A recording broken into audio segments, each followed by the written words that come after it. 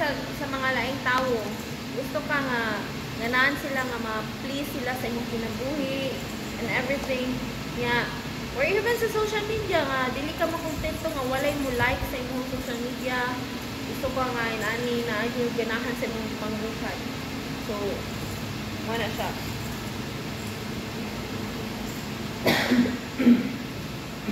So, in some cases, God prunes us by calling us to deeper spiritual discipline.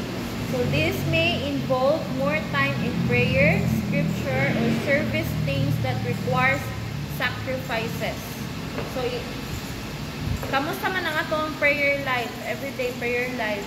Nagpadayon ba gihapon? Do we still have devotion na atay atong own personal quiet time? Because Sunday service is not just enough nga maminaw ta sa pulong sa Ginoo. Because Christian walk is an individual walk nato. We have individual relationship to the Lord. We have different individual accountability to the Lord.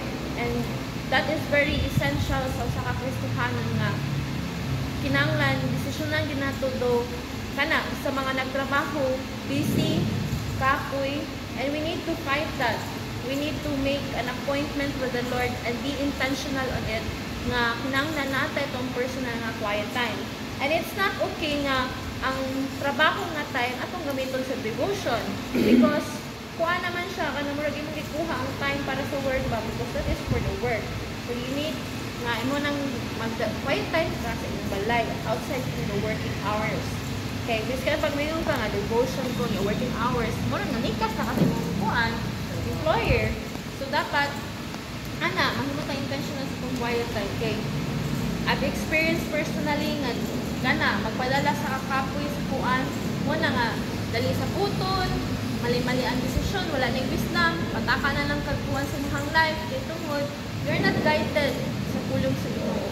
So mo na nga importante kayo sa quiet time.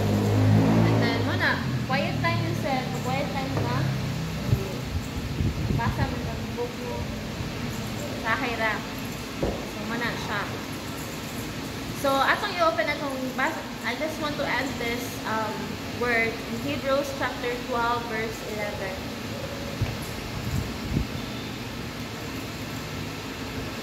Halog lang kung kusog basa sa maka unang kita.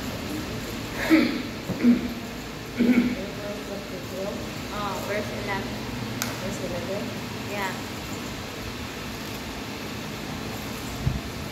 No discipline since the Son of the God, but painful, let alone.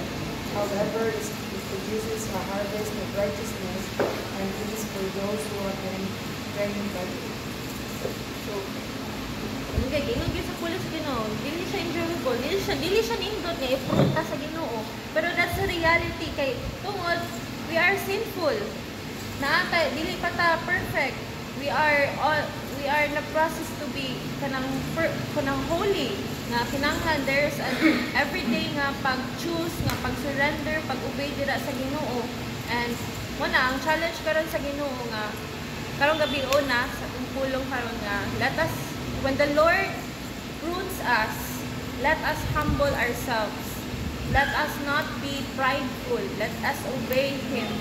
And if we fail, then next time ato na siyang ikuan kay dili man gid na nga kung i-test sa Ginoo ma-perfect na dayon nato, no, di ba? It's an ongoing process nga mansama ta sa imahe ni Kristo nga ang iyang character nga we have different struggles. Kamo unsa man ang pinaka hitest sa Ginoo ninyo for this past month?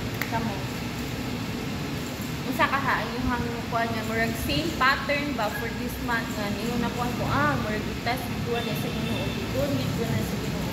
Unsa ka ha para sa inyo ha? Ikaw din sa mga kuan sa inyo ka rin.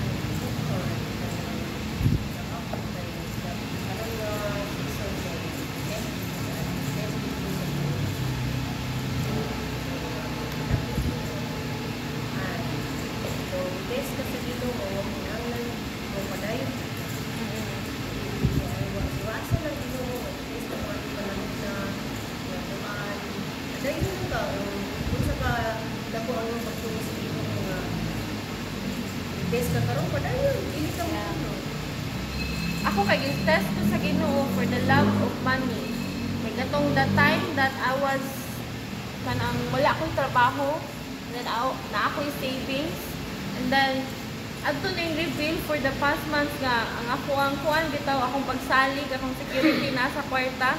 Nga murag na ako kuan mga sa akong kwarta kay I'm confident nga akong adto or unsa and everything. But until nahurot na siya tanan, Lord. Kaya ko Lord, sakitan nila ay nga wala pa yung kwarta, Lord. Wala, hindi na ako gana sa akong life, Lord. Failure na kay ko, Lord. Kaya wala may kwarta. Pero direct pa nga natin mo internship sa kwarta. Ay, natin, muhang status sa kwarta. Kung dagan kag kwarta kayo, nindot ka nga tao, nindot ka nga ana or nana. So, mo na nga, i-humble gid ko for those months sa Ginoong kung siya, kuan gid sa Ginoo sa ako ba nga siya ang provider, siya ang kuan.